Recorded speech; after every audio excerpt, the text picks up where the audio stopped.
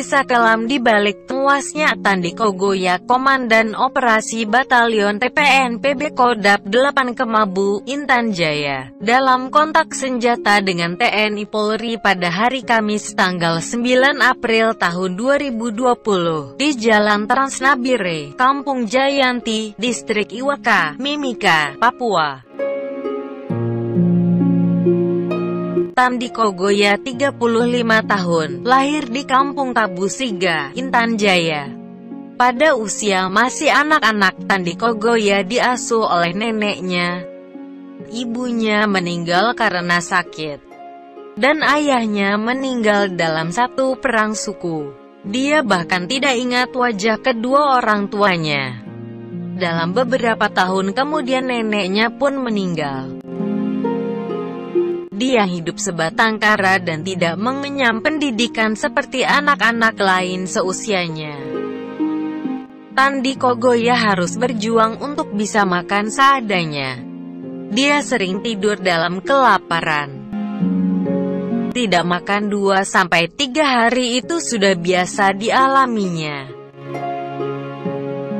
Dari orang-orang kampung, ia tahu kakak pertamanya ada di Kali Kabur, Tembagapura.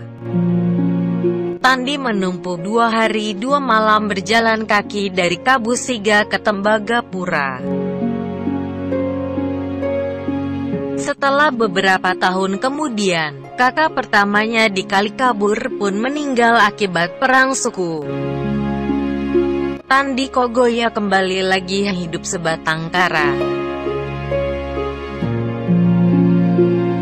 Sepeninggal kakaknya, dalam usia yang sudah menjelang remaja, Tandi Kogoya mulai direkrut Sabinus Waker, pimpinan kelompok kriminal bersenjata yang beroperasi di Tembagapura.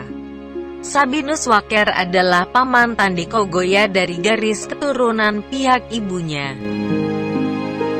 Sejak itu ia tidak bisa lepas dari genggaman kelompok kriminal bersenjata atau OPM.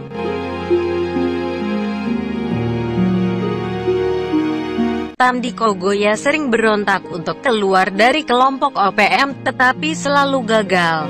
Waker bersaudara akan meletakkan ujung senjata di kepala Tandi Kogoya setiap dia berusaha untuk melawan. Beberapa kali Tandi Kogoya memohon agar diizinkan untuk pulang ke kampungnya, ke Kabusiga, namun Waker bersaudara mengancam akan menyebar berita bahwa dia adalah mata-mata TNI Polri. Dengan cara itu maka Tandi Kogoya akan dihabisi kelompok kriminal bersenjata lainnya. Tandi Kogoya akhirnya hidup dalam lingkaran kehidupan sebagai anggota kelompok kriminal bersenjata.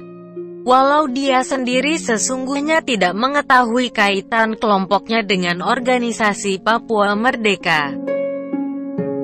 Dia sama sekali tidak dapat membaca dan menulis, walau dia bisa menghitung nilai uang. Akibat perbuatannya, Tandi Kogoya mendekam dalam penjara di lapas kelas 2B Timika selama 1,5 tahun. Di dalam penjara, Tandi Kogoya dikenal sebagai sosok yang baik dan loyal terhadap sesama narapidana serta kepada petugas lapas. Tandi Kogoya di dalam penjara banyak melakukan kegiatan-kegiatan sosial, belajar dan membina para narapidana untuk bertani serta melakukan kegiatan karya-karya kreativitas. Tandi pun meminta kepada Kepala Lapas M. Dolok Saribu agar diberi izin untuk mengelola lahan kosong di sekitar lapas untuk berkebun. Tandi seolah menemukan kasih sayang dari Kepala Lapas dan narapidana lainnya.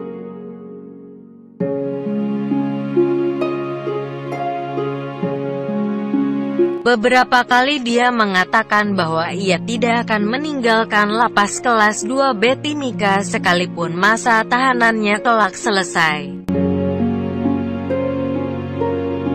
Saat sejumlah narapidana menggunting kawat penjagaan dan melarikan diri, Tandi tidak ikut lari. Suatu ketika anggota Satgas Nemangkawi Mabes Polri, Kompol Awaludin Amin, datang berkunjung ke ruang kerja Kepala Lembaga Pemasyarakatan Kelas 2B Timika.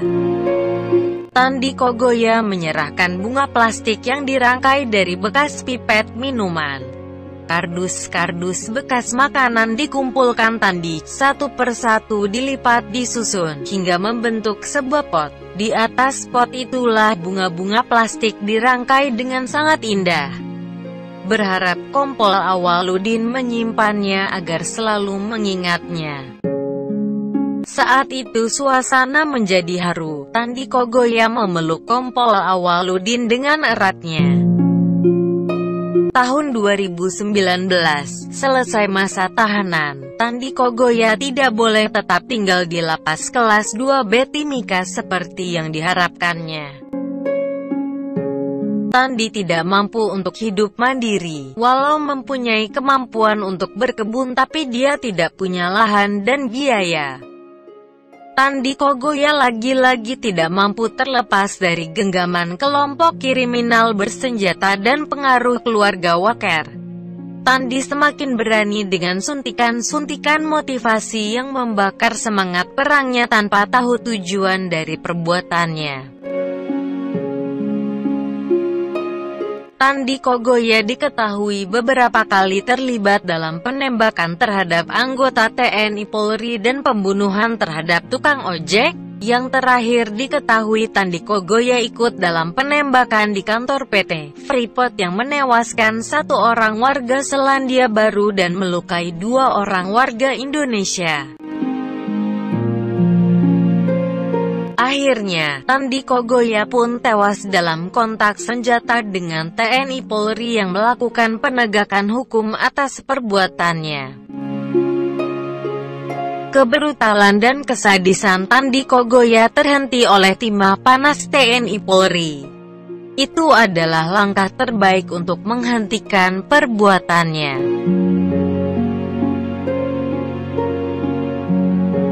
Tandi Kogoya kini sudah merdeka, sudah terlepas dari cengkeraman keluarga Waker. Terlepas dari buayan janji palsu dan terbebas dari jeratan dan jebakan kelompok kriminal bersenjata yang selalu memanfaatkan kebodohan dan kemiskinan bangsanya untuk tujuan yang tidak jelas.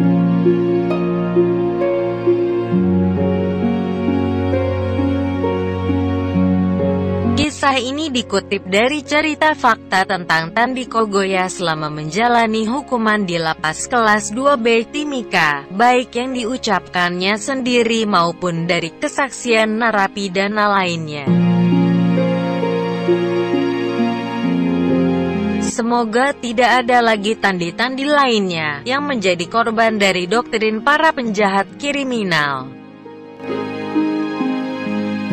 Penjahat kriminal yang memanfaatkan kemiskinan, kebodohan, ketulusan dan keadaan, demi tujuan politiknya yang dibungkus kata perjuangan yang palsu.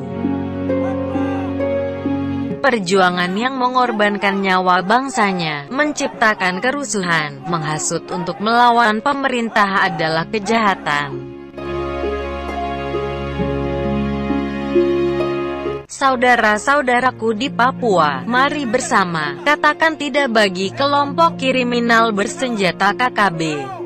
Jangan mau dihasut. Mereka bukan berjuang untuk kesejahteraan rakyat Papua. Mereka akan selalu membuat kerusuhan karena mereka mencari nafkah dan uang dengan menjual isu Papua. Kita sekarang berjuang untuk hidup yang lebih baik, agar anak cucu kita esok dapat hidup setara dengan saudaranya di belahan bumi NKRI lainnya. Semakin lama kita membiarkan mereka membuat kerusuhan dan keributan, semakin lama waktu yang kita butuhkan untuk memperbaiki kehidupan di Papua. Mari, katakan tidak bagi KKB.